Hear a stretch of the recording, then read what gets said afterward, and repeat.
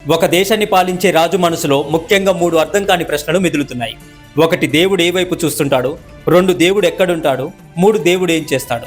ఈ ప్రశ్నలకు ఎన్నో మార్లు ఎంత యోచించినా సరైన సమాధానం దొరకలేదు. తన ఆస్థానంలో ఓ రోజు సమావేశమై పండితులను, శాస్త్రకారులను, మేధావులను ఆహ్వానించాడు.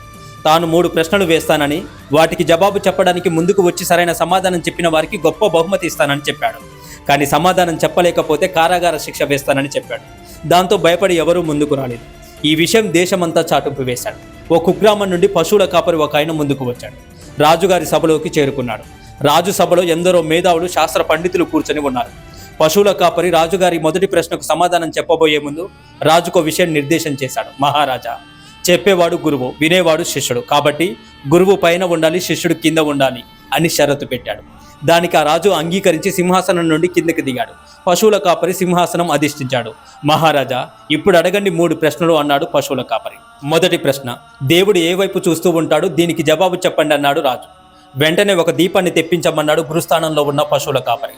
దీపం తెచ్చి సభ మధ్యలో పెట్టారు. మహారాజా, ఈ దీపం ఎక్కడ చూస్తుంది? నా వైపా, నీ వైపా, తూర్పుకా, పశ్చిమానికా, పైకా, కిందికా, ఎక్కడ చూస్తుందో చెప్పండి అని ప్రశ్నించాడు. అన్ని వైపులా చూస్తుందని జవాబిచ్చాడు రాజు. ఇంత చిన్న జ్యోతి అన్ని వైపులా చూడగలిగినప్పుడు పరంజ్యోతి అయిన పరమాత్మ స్వరూపుడైన భగవంతుడు అన్ని వైపులా చూడలేడా? సమస్త జీవుల కళ్ళల్లో వెలుగుగా ఉన్న పరంజ్యోతి ఆ పరమశివుడే. మరి ఇక రెండవ ప్రశ్న, దేవుడు ఎక్కడుంటాడు అన్నాడు రాజు. సరే, ఒక చిన్న పాత్రలో పాలు తెప్పించండి అన్నాడు పశువుల కాపరి. పాలు తెచ్చాడు. మహారాజా, ఈ పాలలో నెయ్యి ఎక్కడ ఉందో చెప్పగలవా అని అడిగాడు పశువుల కాపరి. పాలను బాగా మరగపెట్టాలి. వాటిని తోడు కలిపి కొన్ని గంటలు కదలకుండా ఉంచాలి. పెరుగు సిద్ధమవుతుంది. దాన్ని కవ్వంతో చిలికితే వెన్నె వస్తుంది.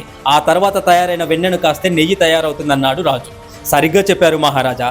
అలాగే హృదయం అనే పాలను గురువు అనే నిప్పులపై బాగా మరిగించి మనస్సు అనే తోడు వేసి స్థిరంగా ఉంచితే వచ్చే సత్యం అనే పెరుగును సాధన అనే కవ్వంతో చిలికితే జ్ఞానం అనే వెన్నె వస్తుంది. ఆ సాధన అంతర్ముఖం అనే నిప్పులపై బాగా కాల్చినట్లయితే పరమాత్మ అనే నెయ్యి వస్తుందన్నాడు కాపరి. సభలో హర్షధ్వానాలు మిన్నుముట్టాయి. ఇక చివరి ప్రశ్న, దేవుడు ఏం చేస్తాడు అని అడిగాడు రాజు. నేను పశువుల కాపరిని, మీరు మహారాజు. కింద ఉన్న నన్ను సింహాసనంపై కూర్చోబెట్టాడు, పైన ఉన్న మిమ్మల్ని కిందకు దించేశాడు. ఇదే పరమాత్మ లీల. సభలో గంభీర వాతావరణం నెలకొంది. రాజు పశువుల కాపరి ముందు పాదాక్రాంతుడయ్యాడు. కోటాను కోట్ల జీవరాశుల్లో మానవ జన్మ మహోన్నతమైందంటాడు.